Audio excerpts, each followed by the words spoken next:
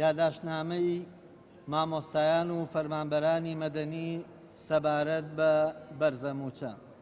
بەڕێزان، سەرۆکایەتی هەرێمی کوردستان، سەرۆکایەتی پەرلەمانی کوردستان، سەرۆکایەتی ئەنجومەنی وەزیرانی هەرێمی کوردستان، وەزارەتی دارایی، ئەنجومەنی ڕاژە، ڕای گشتی، نزیکەی 8 ساڵ لەمەوبەر بە بڕیارێکی پێچەوانە بە یاسا بەرکارەکانی عێراق و هەرێمی کوردستان لە 21/12/2015دا بەرزەموچەی فەرمانبەران ڕاگیرا بە بیانووی دابەزینی نرخی نەوت و شەڕی داعش و دروستبوونی قەیرانی دارایی.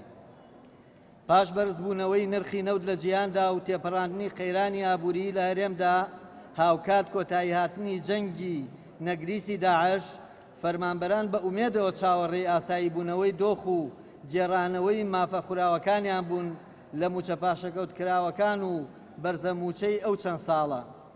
بەڵام بەداخەوە پاش گێڕانەوەی ژێربەژێری بەرزەموچەی کۆمەڵێک سێکتەر و ناوەند، هیچ ئاسۆیەک بۆ گێڕانەوەی بەرزەموچەی زۆرینەی فەرمانبەرانی مەدەنی نەبوو. لێرە و لەوێ هەندێک دەنگۆی گێڕانەوەی مەرجداری بەرزەموچەمان بەرگوێکەوێ.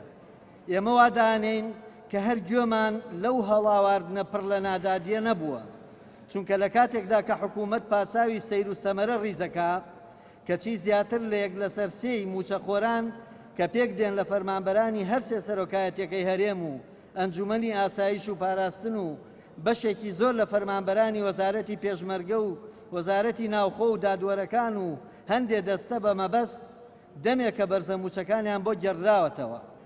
ئێمە ئەمڕۆ کە کۆتاییمان بە قۆناغی یەکەمی جوڵەکەمان هێنا کە خۆپشاندان و کۆکردنەوەی واژوو بوو، لە هەفتەی ئایندەوە ڕوو لەلایەنە پەیوەندیدارەکانەکەین و پەیامی ناڕەزایەتی و داواکانی خۆمانیان پێگەێنین کە جگە لەو ناوانەی لەسەرەوە هاتووە تەنانەت پەنا بۆ هەندێک لایەنی پەیوەندیداری تر و قونسوڵخانە و سەفارەتی وڵاتانە بین.